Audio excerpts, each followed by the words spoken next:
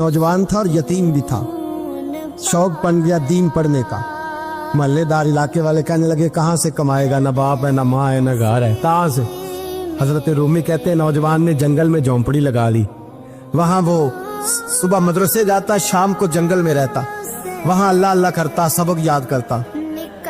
एक दिन बादशाह की बेटी रास्ता भूल गई, जंगल में आई सहेलियों के साथ, बॉडीगार्ड भी साथ थे पर रास्ता भूल गई। खोती खोती शाम हो गई, ऐसी खोई कि जब रात गहरी हो गई तो आके उस नौजवान के पास रुकी और चिल्लाने लगी। शेर के दहाड़ने की आवाज आती है, भेड़िए के बोलने की आवाज आती है। नौजवान अकेला, सहेलियां बिछड़ गई, गार्ड बिछड़ गए। कहने लगी मैं परेशान हूँ, मुझे जगह मिल जाएगी। नौजवान कहता मैंने शहजादी देखी और मुझे भी पता था कि घर एक ही है और आग को अंदर से दरवाजा भी बंद करना पड़ता है, जंगल जानवर भी आ जाते। कहते मेरी छोटी सी कुटिया में झोंपड़ी में वो आई, रो के कहने लगी सहारा कोई नहीं, अगर मैं पीछे निकलूंगी तो भेड़िए खा जाएगा। कहते मैंने उसे जगह दे दी। अकेली औरत, चिराग जल रहा है, सबक याद कर रहा हूँ। मेरे नबी पाक ने फरमाया जहाँ मर्द औरत अकेले हो तीसरा शैतान होता है। और शहजादी, वो बच्चा कहता है सबक याद करता रहा सारी रात। वो बच्ची को कहा सो जा, पर वो कहती है नींद मुझे भी कहाँ आई। ऐसे मौकों पर नींद, सारी रात सबक याद करता। थोड़ी थोड़ी देर के बाद चिराग जलता तो उस पर उंगली रखता, हाथ जलता तो पीछे खींच ले, फिर दूसरी उंगली रखता। थोड़ी देर के बाद जलता तो खींच ले, हाथ सारा जल गया।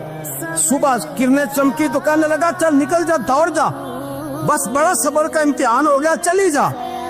शहजादी बाहर निकली, सिपाही ढूंढ रहे थे। बादशाह खुद जंगल में निकला हुआ था, मेरी बेटी मिल गई। बादशाह तन्हाई में जाके कहने लगा बेटा मैं दुनिया को बताऊंगा कि मेरी बेटी खोई नहीं थी, सिपाही साथ ही थे।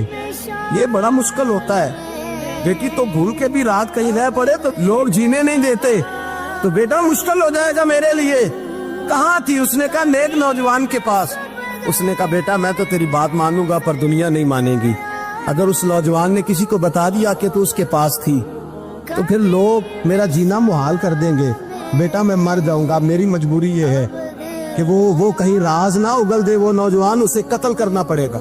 औरत ने मिन्नतें की, उस बेटी ने कहा मेरे मौसम को मारोगे, रोई। और वो कहने लगा मैं बादशाह हूँ, मेरा अपना वकार है, मैं उसको छोड़ नहीं सकता। गिरफ्तार कर लाए सिपाही। वक्त तय हो गया सजा का।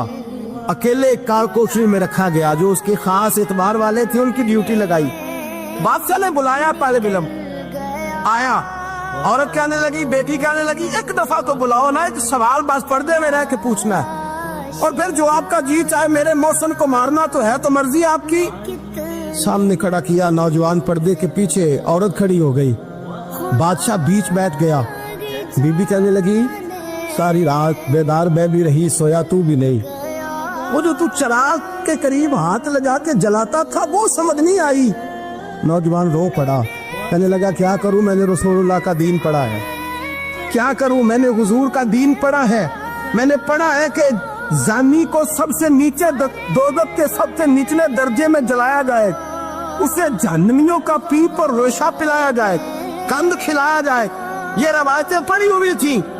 थोड़ी थोड़ी देर के बाद शैतान मुझे कहता था बदकारी कर ले। मैं अपना हाथ उसी वक्त जब शैतान मशवरा देता तो मैं आग पे करता। मैं कहता अगर ये बर्दाश्त हो गई तो वो भी हो जाए। जब हाथ जलता तो मैं समझ जाता नहीं तुझसे तो ये नहीं बर्दाश्त होती तो वो कैसे होगी। फिर मुझे शैतान मशवरा देता कोई देख नहीं रहा तो बुलाने नहीं गया, खुद आई, मैं दूसरी उंगली लगा देता। मैंने हाथ जलाया और मैं समझ गया जब छोटे से चिराग की इतनी सी शमा की आग नहीं बर्दाश्त होती तो दोज़ख कैसे बर्दाश्त होगी। कहते मैं बाज आया। बादशाह ने ये कहानी सुनी, लफ्ज सुने तो चीख मार के रोया। कहने लगा तालिब इल्म तू तो मेरे नबी का सच्चा गुलाम है और मेरे रसूल के जो सच्चे गुलाम होते हैं उन्हें फांसियां नहीं दी जाती, उन्हें तख्त पर बिठाया जाता है।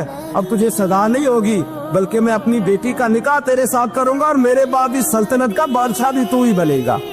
अब वो नौजवान वहां नारे लगा रहा है, कहता लोगों तुम मुझे कहते थे दीन से क्या मिलता है, दीन से तो अल्लाह तख्त व ताज भी अता फरमा देता है। अगर नौजवान शर्मो हया वाले बन के रहे अल्लाह सारी इज्जतें दे देगा।